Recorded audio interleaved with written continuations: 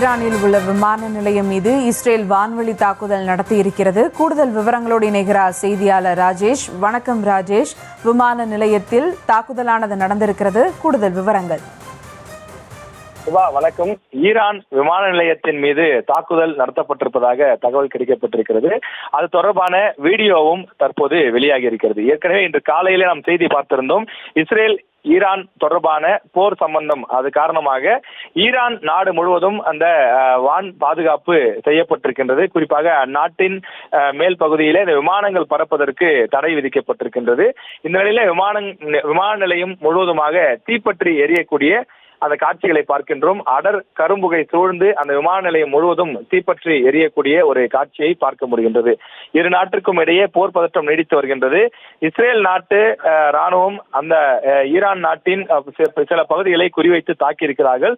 குறிப்பாக அந்நாட்டில் பணியாற்றக்கூடிய அணு விஞ்ஞானிகள் சிலரையும் அந்நாட்டின் சில முக்கிய தலைவர்களையும் அவர்கள் கொன்று குவித்ததாக சொல்லப்படுகின்றது. பதிலுக்கு ஈரானும் ட்ரோன் தாக்குதலை நடத்தியிருக்கின்றது.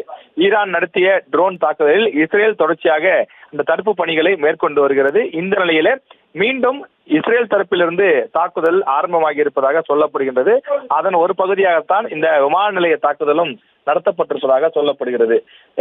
ஈரான் தலைநகர் தெஹ்ரானில் இருக்கக்கூடிய அந்த கண்டம் விட்டு கண்டம் பாயக்கூடிய ஏவுகணைகளை உற்பத்தி தளம் மற்றும் அணுசக்தி நிலையங்கள் ஆகியவற்றை குறிவைத்து இஸ்ரேல் இன்று வான்வழி தாக்குதல் நடத்தியிருக்கின்றது. மேலும் ஈரானினுடைய ராணுவ முகாம்கள் மீதும் கடுமையான தாக்குதலை இஸ்ரேல் பாதுகாப்பு படையினர் நடத்தியிருப்பதாக தகவல் கிடைக்கின்றது. இந்த தாக்குதல் தொடர்பாக இஸ்ரேல் பிரதமர் பெஞ்சமின் நெதன்யாகு ஏற்கனவே சில விஷயங்களை குறிப்பிட்டிருந்தால், இந்த தாக்குதல் நடத்தியதை நாங்கள் தான், குறிப்பாக ஆபரேஷன் ரைசிங் லயன் என்ற ராணுவ நடவடிக்கையை இது எங்கள் நாட்டை பாதுகாத்துக் கொள்ள ஒரு தற்காப்பு நடவடிக்கையாகத்தான் நாங்கள் இதனை மேற்கொள்கிறோம் என்றுதான் சொல்லியிருந்தார். இந்த நிலையில தொடர்ந்து தப்ரீஸ் விமான நிலையத்தில் நடைபெற்ற அந்த தாக்குதலில் தற்போது விமான சேவைகள் ஏற்கனவே நிறுத்தப்பட்டிருந்ததால் பெரிய அளவிலான பாதிப்பு இல்லை என்பதும் தெரிய வந்துள்ளது.